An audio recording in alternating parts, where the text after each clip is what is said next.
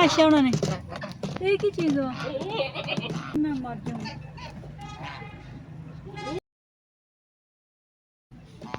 आना कि मां आशा उन्होंने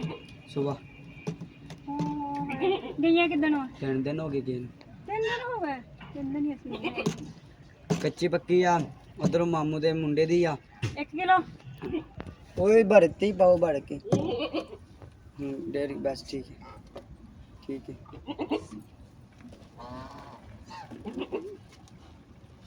मैं दूध ही बन गया एक और हाफ आधा किलो और पा और ज्यादा हो गया बस यही है और पा थोड़ा चार बस ज्यादा करता वा मैंने बड़ा ही ईमानदार बनाता वा अगले बंदे बाद होर पे जुगा ना वैसे कैसे पता लगना है भरता ही नहीं है पार्टी करके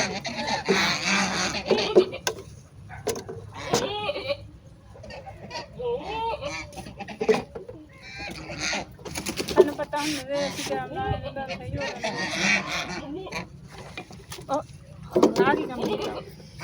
मैंने क्या सी नहीं बना गिलास ना पाला ओ गिलास पकड़ा बस ठीक है पता लग चल पा एने कर 2 किलो ਇਹਨਾਂ ਦਾ ਤਾਂ ਗਰਾਤਾ ਜਿਹਨਾਂ ਵਿੱਚ ਪਾਣਾ ਸੀਗਾ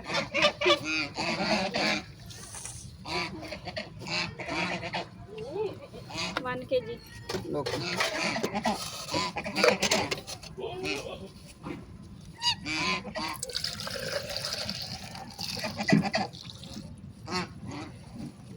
पा ध्यान ना भाई आगे कर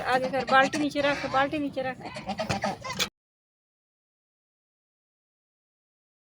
पता है दूध का बहुत गुनाह है तू इतना सड़ता बकरियां चोरने फिर दे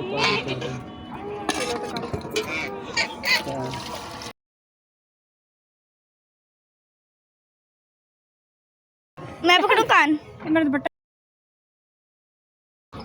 हाँ कान पकड़ लोगी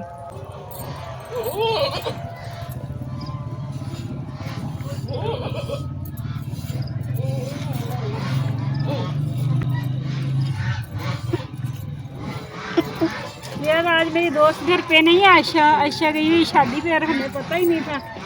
हम आए आशा से मिलने और आशा घर पे नहीं है उससे पकड़ लिया दूध बड़ा उसका मन है वो देखो वो उड़ी जा रहा है इनके घर के अंदर है इसका इधर कहीं घोंसला होगा ना हमारे पास अगर आ जाए ना ये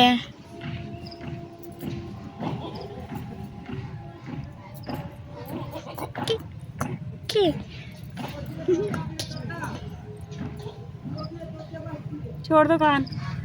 हाँ आज मैंने पहली दफा किसी का कान पकड़ा आज आपको पता है ना कहाँ गया वो ढूंढने की कोशिश कर रही है छोटे से को किसी बकरे का दूध नहीं